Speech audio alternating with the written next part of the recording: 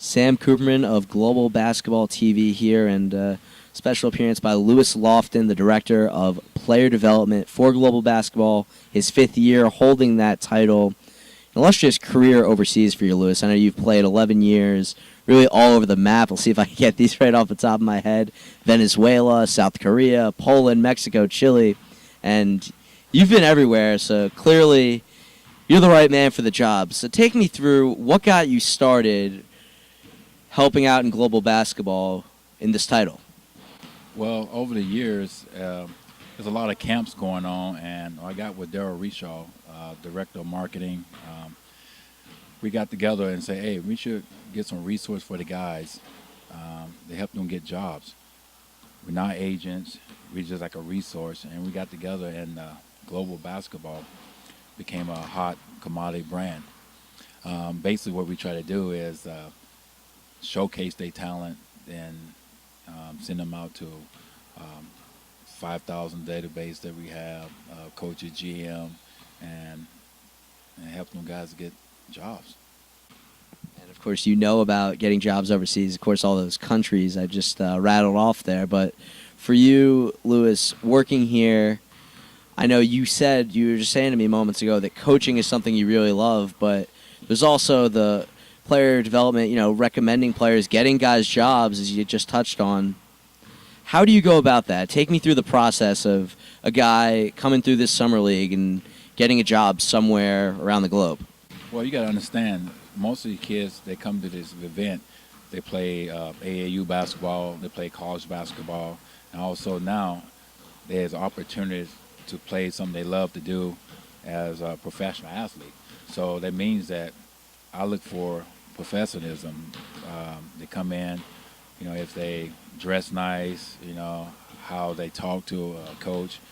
When we coaching them, see if they can listen or do they understand the terms of simple basketball terminology. How they behave not on the court but off the court. I mean, all those things takes effect, especially when you're trying to place a player and say, like, for example, Spain. Spain nightlife could be really like Vegas.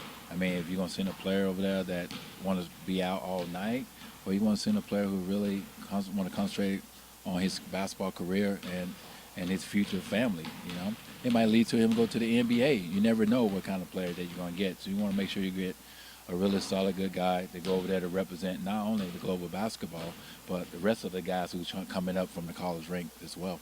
So when you're on the court during this week-long tournament here in Sin City, what do you say to the guys on your team? I know you manage a few teams here and you got a few championships to your name over the years, but what do you typically say to guys? Just what's your general message for the guys that are suiting up for your squad? Play smart, play hard. You never know who's watching you. And at the right moment at a given time, you do something very small, and it might catch someone's eye that that's the type of player I want on my team. Hey, here we go. Can't go double drag when you guys all up here like this. You're right. You go 23, you gotta be patient, man. You go pass, you're gonna cut.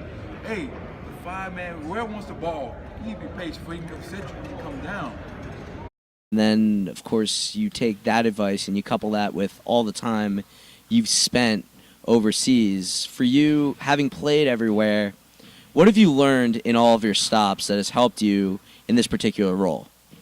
Never start working. You got to get that mindset, that, hey, is this going to be my career? How long you want to last? You want to last 10 years, or you want to last 2 years, or you want to last 15 years? Overseas, it's half the challenge, You might get hurt. This always starts in the off season. You got to come back and got to grind. And usually, some of these guys was in the camp this year. They played pro basketball in Europe, and some of them just trying to get to that next level. Maybe a higher level of competition for them. They might start out small to get their feet wet, but it was a great week for some of those guys. And I love to coach the guys that I coach here. They work very hard for me. They're well spoken. They listen, and I just tell them, win or lose, play your heart out. Yeah, and you had a few guys actually, Session A and B, suiting up for both of your teams, which is pretty cool to watch. And Eric Bethel and a few other guys getting to play for you over the course of this week. And one thing you got to do this week is you had Darrell Armstrong behind the bench with you.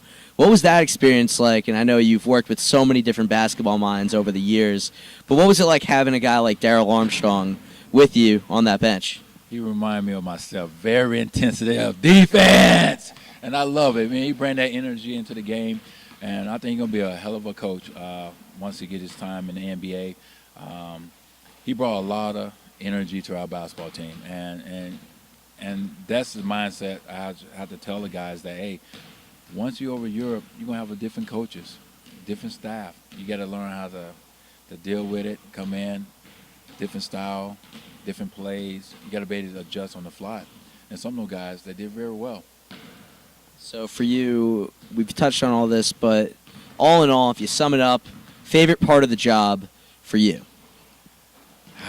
The favorite part of the job for me is the baby connect. The baby use my resource and connect with agents, connect with free agents, and be able to connect with clubs in different parts of the country that are looking for players. And I'm not getting paid for this. It's on my resource. And I've done my time. My playing days over with. It's just here to help people to do something they love to do. And you kind of touch on it here, but as we wrap up, the one thing I really want to know is you've spent 5 years now with global basketball, and of course you're hoping for more. For you, when you look at the company and where it's already expanded to, and as these events grow bigger and bigger, we saw that with both sessions here today, especially with the crop of talent you guys were able to lay out on the floor there. But where do you see us going with this event and with this brand, global basketball? I see global basketball going to be one of the main events. It's hard to duplicate it because we use a lot of resource all the way down to TV. I mean, can you imagine? You go into a basketball camp, you got live TV, you got media, you got social media involved. You have interns coming in, working on a broadcasting, working on social media, working on the brand itself. I mean, not only just basketball players are getting jobs. You get reporters getting jobs. You're getting coaches coming out here getting jobs. You get coaches coming in trying to coach, learn American style so they can better their team when they go back home. I mean, this brand is blowing up, and I'm glad I'm a part of it from the very beginning. I see it's going to be very huge in the near future.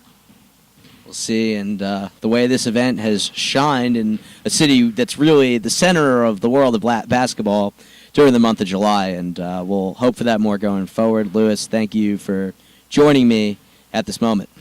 Hey, thank you, Sam. And guess what, man? You're going to be the up-and-coming best reporter. And when I see you on the national TV, baby, you better holler at me. You better show me some love. You got that? I will, Lewis. I'll do my best. Thank you so much, man.